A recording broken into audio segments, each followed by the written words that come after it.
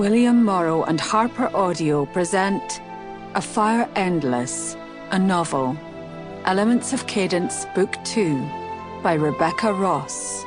Performed by Ruth Urquhart.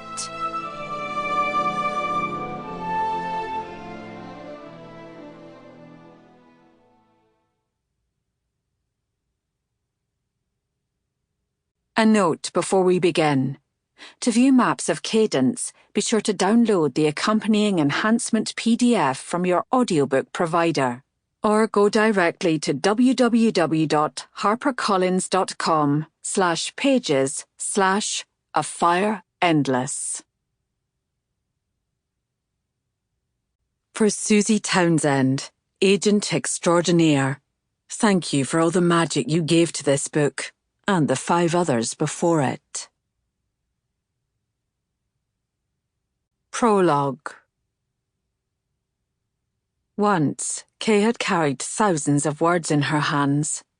As a spirit of the wind, she had revelled in the power of it, to cradle things that were both fragile and sharp, and it had always been a delight when she chose to release them, to feel the timbres and textures of those many voices, from deep to airy, from melodious to rough-hewn.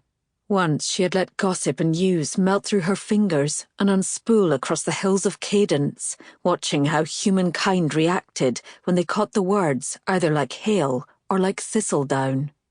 It had never failed to amuse her, but that had been when she was younger, hungrier, and uncertain of herself, when the older spirits had relished biting the edges of her wings to make them tattered and weak, eager to override her roots. King Bane had not yet appointed her as his favoured messenger, even with frayed wings and mortal voices as her closest companions. Kay could only fully appreciate that simpler era now, as she glided over Eastern Cadence, reminiscing. There had come a moment when things had started to shift, a moment that Kay could pinpoint in retrospect, realising it was a seam in her existence. Lorna Tamerlaine and her music. She had never sung for the spirits of the air, although Kay often watched from the shadows as the bard called to the sea, to the earth. Kay had first been relieved Lorna didn't summon the winds, and yet how often the spirit still yearned for it.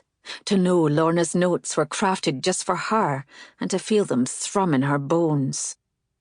That was the moment Kay had ceased carrying words and delivering them elsewhere, because she knew what Bane would have done to Lorna had he realised what she was doing, playing for earth and water, garnering approval and admiration from those spirits. And Kay, who had been spun into existence by a stormy northern wind, who had once laughed at gossip and let her wings howl over the crofts of cadence, had felt her heart splinter when Lorna had died far too young.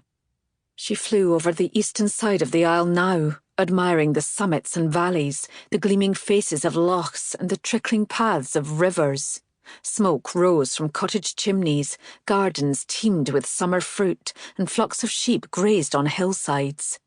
Kay was nearing the clan line when the pressure in the air drastically changed.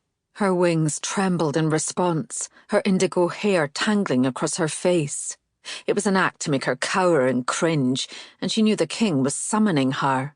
She was late in returning for her report, and he was impatient. With a sigh, Kay flew upwards. She left behind the tapestry of cadence and cut through layers of clouds, watching light fade into endless darkness.